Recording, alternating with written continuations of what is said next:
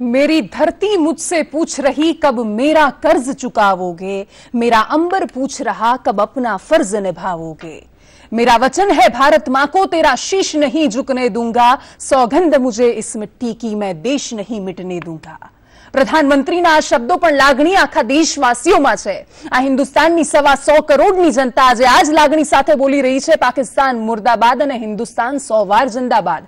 અને એટલા જ માટે આ જોશ, આ અવાજ દેશવાસીઓ સુધી, ગુજરાતના ખૂણે ખૂણા સુધી પહોંચવો જોઈએ। અને એટલા જ માટે આપણી સાથે ચર્ચામાં કોઈ રાજનેતા નહીં પણ જોડાયા છે। જયદેવ જોશી, અમૃત મકવાણા સંરક્ષણ નિષ્ણાંત છે, हारून गांधी जोड़ाया है, थोड़ी ज वार में सूरत थी जोड़ाशे अपनी साथे। पीके देसाई सर जोड़ाया है, डिफेन्स एक्सपर्ट है। ललित रावल थोड़ी ज वार में जोड़ाशे। हरीश भट्ट जोड़ाया है, उत्पल वोरा थोड़ी वार में जोड़ाशे। सतविंदर सिंह भाटी जोड़ाया है। आप तमामનું સ્વાગત છે। અને આખરે દેશમાં જે પરિસ્થિતિ છે, પુલવામા હુમલાનો ભારતીય વાયુસેનાએ પાકિસ્તાનને જડબાતોડ જવાબ આપ્યો છે। પીઓકેમાં ઘૂસીને ભારતીય વાયુસેનાએ એર સ્ટ્રાઇક કરી 200 થી 300 આતંકીઓનો ખાતમો બોલાવ્યો। 21 મિનિટ સુધી પીઓકેમાં બોમ્બ વર્ષા કરવામાં આવી। जैश ए मोहम्मद, हिजबुल અને લશ્કરના આતંકી ઠેકાણાઓને નેસ્ત નાબૂદ કરી નાખ્યા। આતંકી લોન્ચ પેડને પણ તબાહ કરી નાખ્યા છે। ભારતીય વાયુસેના દ્વારા 12 મિરાજ 2000 આ વિમાનથી હુમલો કરવામાં આવ્યો। 1000 કિલો બોમ્બથી આતંકીઓના લોન્ચ પેડ પર હુમલો કરવામાં આવ્યો। સવારે 3:30 વાગે ભારતીય વાયુસેનાએ પીઓકેમાં ઘૂસીને એર સ્ટ્રાઇકની શરૂઆત કરી હતી। ગ્વાલિયર અને ભટિંડા એરક્રાફ્ટ ઉડાવવામાં આવ્યા હતા। 6 એરક્રાફ્ટની ટુકડી દ્વારા ઓપરેશન હાથ ધરવામાં આવ્યું। સવારે 3:38 થી 3:55 સુધી બ્રહ્મ મુહૂર્તમાં મુઝફ્ફરાબાદમાં બોમ્બ વર્ષા કરવામાં આવી। સવારે 3:45 થી 3:53 સુધી બાલાકોટમાં હુમલો કરવામાં આવ્યો।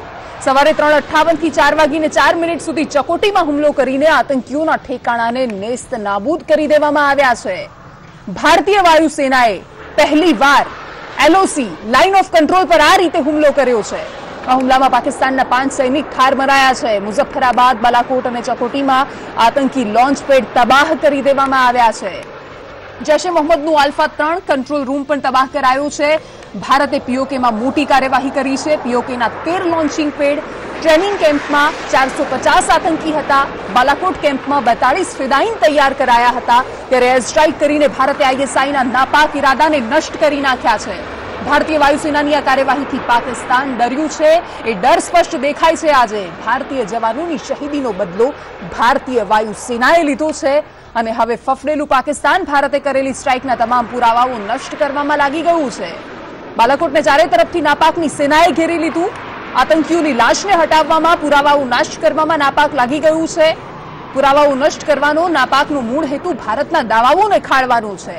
પાકિસ્તાન હવે ભારતના દાવાઓને ખોટા સાબિત કરવા માટે 26/11 એ મચાવેલી તબાહી અને સાથે જ 6 બોમ્બ દ્વારા તબાહી જે મચાવવામાં આવી હતી તે તમામ નિશાનને પણ મિટાવી દેવા માંગે છે પાકિસ્તાન।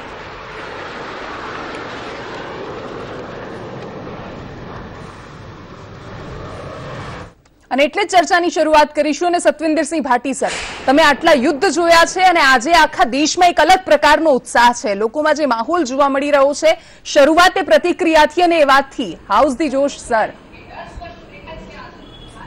ये जो सेलिब्रेशन कहो या हैप्पीनेस कहो या अपनी सेना के पीछे जोश जो है, ये स्वाभाविक है। ये होना ही था और होना भी चाहिए। इसके लिए सबका जो है, कहते हैं खासकर हमारी कंट्री का जो एटमॉस्फेयर है, जो पॉलिटिशियन हैं वो हमारी यूनिटी को ब्रेक करते हैं। दुश्मन हमारी यूनिटी खड़ी करता है। जब दुश्मन एक्शन में आता है तो हम बड़े एक्शन में आते हैं। हमारी पब्लिक सब कुछ भूल के इकट्ठी हो जाती है, उसका हमें फख्र है। और ये पब्लिक जो है, ये पकड़ के रखेगी इस चीज को। मैंने पहले भी यहाँ इसी प्लेटफॉर्म पे एक दिन कहा था, इस जोश में होश मत खोना। ये जो लड़ाई है सिर्फ इंडिया पाकिस्तान की ही रखना, कहीं मुसलमानों के अगेंस्ट जोश मत दिखा देना। इसको मुसलमान टारगेट मत बना लेना। हमारी लड़ाई पाकिस्तान के अगेंस्ट है, कश्मीर के लिए, कश्मीर के अगेंस्ट नहीं है। इससे बच करके रहना।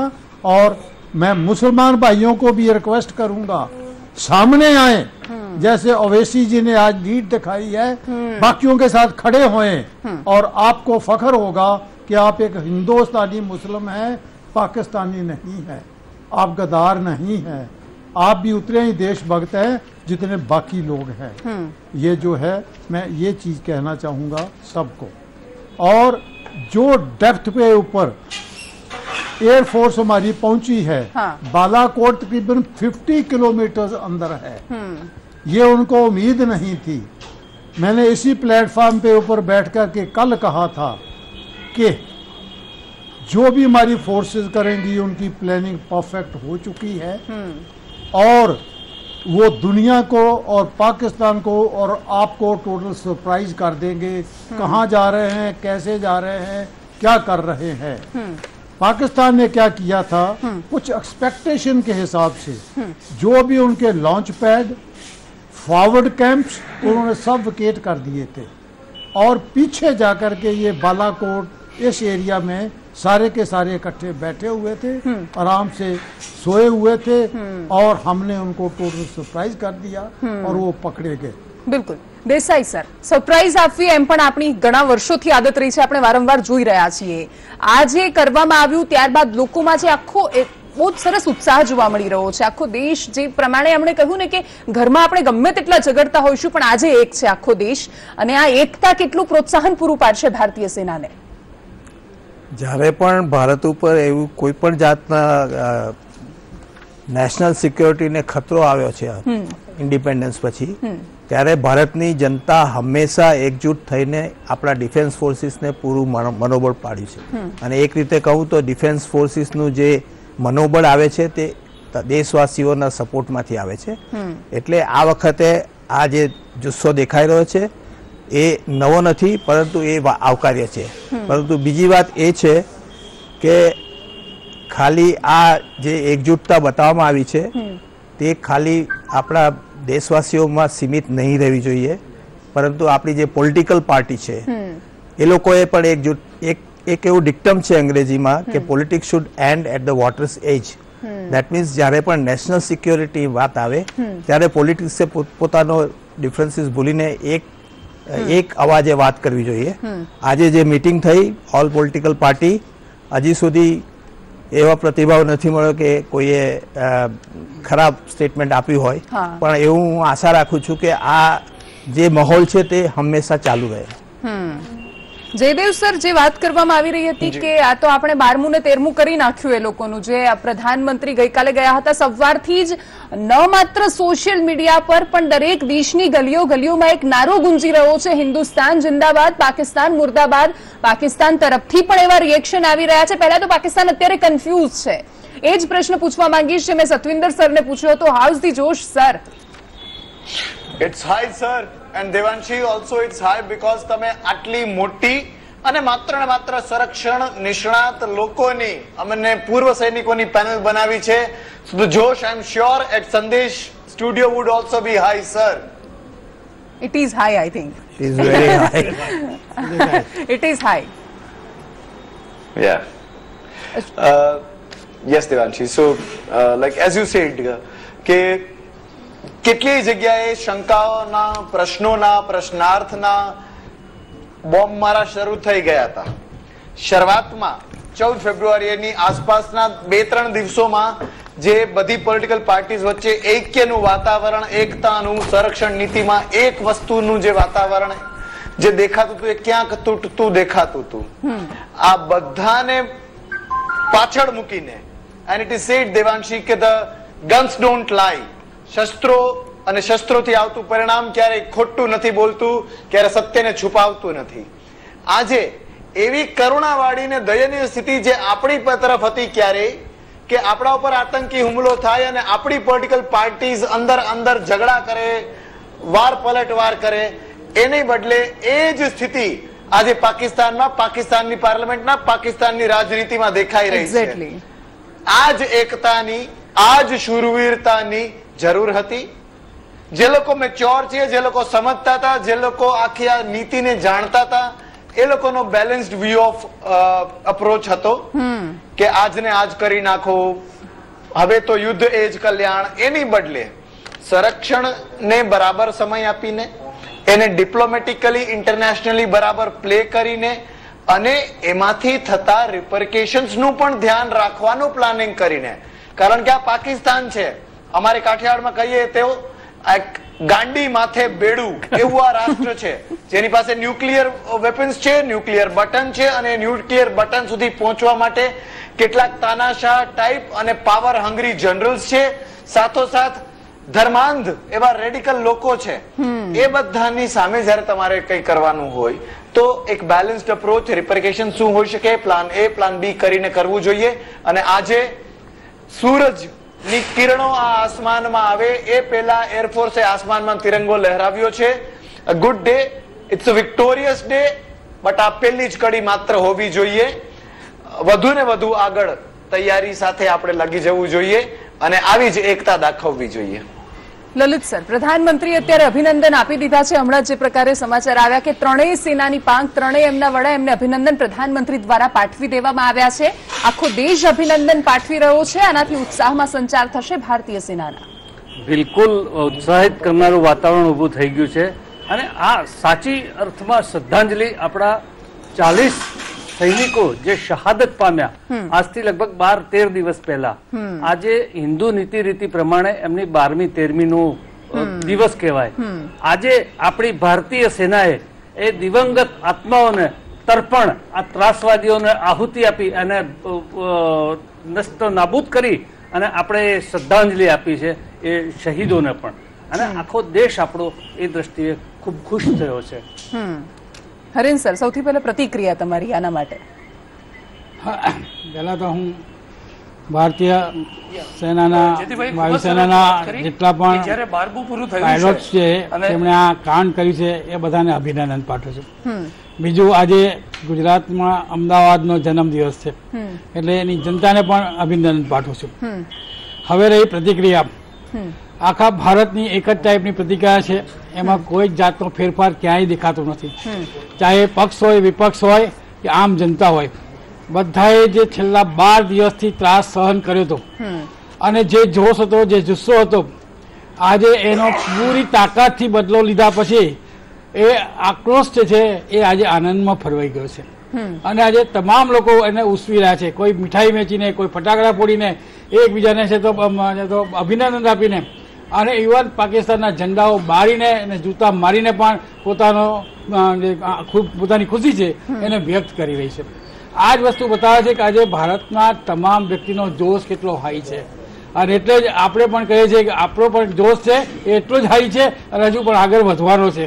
આ તો એક માત્ર થપ્પડ મારી છે, આપણે યુદ્ધ કર્યું જ નથી. શરૂઆત કરી છે એક પંચ મારવાનો કે પાકિસ્તાન સુધરી જાય હજુ પણ આ કૂતરાની પૂંછડી માખી એમ આ ક્યારેય સુધારવાનો વાળો દેશ નથી. 1947માં એક એવી રપડાક મારી હતી કે આ સુધી એ ભૂલી નથી શક્યું અને એના માટે થઈને 4 યુદ્ધ આપણી સાથે કર્યા અને તો એનો પરિણામ એમને જોવા મળ્યું છે. અને આજે ફરી જયારે આટલો મોટો હુમલો થયો તો આપણે ક્યારેય ના માની શકીએ કે એ શાંતિથી બેસી રહેવાનું છે. અને એમણે ચાલુ કરી દીધું. આજે તો પુંજ ઉપર અને રાજૌરી ઉપર બધી જગ્યાએ બોમ્બબાર્ડિંગ કરવામાં આવ્યું છે. તો ત્યાં આગળ ટાર્પિડો ને બધું પહેરીને ત્યાં આગળ મૂકીને તેના લોકોને એલઓસી પાસે હુમલા કરવા માંડ્યા છે. આપણે જાણીએ છીએ કે શાંત બેસવાનું નથી અને એટલા માટે આપણે પણ ચારે બાજુ તૈયારી કરી છે અને એનો જવાબ આપણે આપવાના જ છીએ.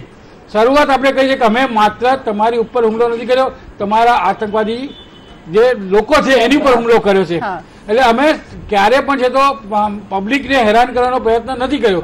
હજુ પણ ભારતે પોતાની માણસાઈ છોડી નથી અને એટલા માટે જે ત્રાસવાદીઓ હતા એમને માર્યા છે. પછી એ મસૂદનો ભાઈ હોય કે એનો સારો હોય કે એના જે ટોપ લેવલ જે ટ્રેનિંગ આપનારા હોય કે એના જે કમાન્ડરો છે, આ બધાનો હજુ તો સ્વભાવ છે.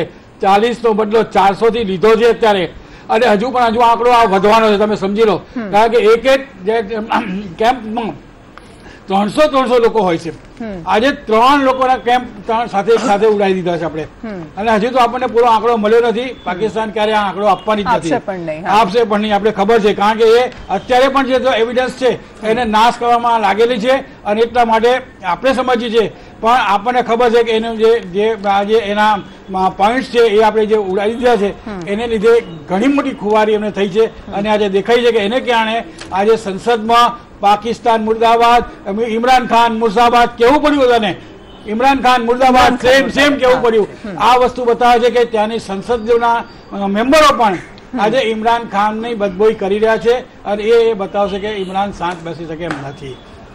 હરેન ગાંધી સર, હું આવું પ્રશ્ન અત્યારે હરેન ગાંધી સર એ છે કે આખું આજે વાતાવરણ છે, જે અમે જે વાત કરી કે ભારતીય સેના એટલા માટે જ શ્રેષ્ઠ છે કારણ કે એક પણ સિવિલિયન્સ એના મૃત્યુના સમાચાર સામે નથી આવ્યા. આપણે સીધો આતંકીઓ પર અને આતંકીઓના જે અડ્ડાઓ હતા એના પર જ હુમલો કર્યો. કદાચ એટલા માટે જ આપણે આખી દુનિયામાં શ્રેષ્ઠ છીએ અને અલગ પણ. આ ખૂબ જ સાચી વાત છે. આ જે સ્ટ્રાઇક છે actually it is a precision strike. જે સર્જિકલ સ્ટ્રાઇક જેવું જ હોય છે. આપણે જે પણ એટેક કર્યા છે એકદમ પ્રિસિઝન સાથે કર્યા છે અને આ જે પ્રિસિઝન વાપરી અને એક પણ સિવિલિયન કેઝ્યુઆલિટી વગર આપણે જેનો ખરેખર ખાત્મો બોલાવવાનો હતો ફક્ત એનો જ બોલાવ્યો છે. એનું કારણ છે કે આપણી આટલા વર્ષોની પ્રિપેરનેસ, આપણા ભારતીય એરફોર્સના જે જાંબાઝ જવાનો અને જેમણે આ તૈયારી શરૂ કરાવી એ બધા ટેકનિશિયનોની મદદથી જે આપણે આખું એક હુમલો રચી શક્યા, એનું પ્લાન કરી શક્યા. ભારત સરકાર, ઇન્ડિયન એરફોર્સ, NSA અને દરેક જવાન અને ઓફિસર્સ એ બધા જ ખૂબ અભિનંદનના પાત્ર છે કે આ એક જ હુમલા દ્વારા આપણે ખરેખર બધા બહુ જ સારા મેસેજ આપણે આખી દુનિયાને આપેલા છે. સૌથી પહેલા પાકિસ્તાનને જે આપણે જવાબ આપ્યો છે કે આજ પછી એક પણ તમારું એડવેન્ચર હશે તો ભારત ચલાવશે નહીં. અને અત્યારે તમે દેખશો કે પાકિસ્તાનની સંસદથી માંડીને પાકિસ્તાનની ગલીમાં ઇમરાન ખાન અને એની સરકાર વિરુદ્ધના જે દેખાવો થઈ રહ્યા છે, પાકિસ્તાનનું યુવા ધન આખું જ ઇમરાન ખાન અને એની સરકારની અગેન્સ્ટમાં છે. આ આપણી બહુ મોટી જીત કહેવાય. આજે એ દરેક માં ખુશ છે જેણે પોતાનો લાડકવાયો પુલવામામાં ગુમાવ્યો, એ દરેક પુત્રો ખુશ છે, દરેક બાળકો ખુશ છે જેણે પોતાના પિતાની છત્રછાયા ગુમાવી. એ દરેક પત્નીને ખરેખર ખૂબ જ ગર્વની મહેસૂસ થાય છે કે એમના પતિએ જે ભોગ આપ્યો છે એને ખરેખર એ લાજે લાગ્યો છે. જેવા બે બાળકો એવા છે કે જેમને જન્મ પહેલા પોતાના પિતાની છત્રછાયા ગુમાવી હતી. એ દરેક મા બાપને દરેક વ્યક્તિને આજે આનંદ છે. ભારતના દરેક નાગરિકને ગર્વ છે કે ખૂબ જ જડબાતોડ જવાબ આપ્યો છે આપણે. એક્ઝેક્ટલી. અમૃતલાલ મકવાણા સર, આપણે આ છેલ્લા 12 દિવસમાં અનેકવાર મળ્યા, અનેકવાર ચર્ચાઓ કરી, પણ એક વસ્તુ જે દરેક વખતે સામાન્ય રહી અને એ હતી આ દેશની જનતામાં આક્રોશ. એ આક્રોશ આજે ઉત્સાહમાં ફેરવાયો છે અને કદાચ આ બંનેનું જ કારણ.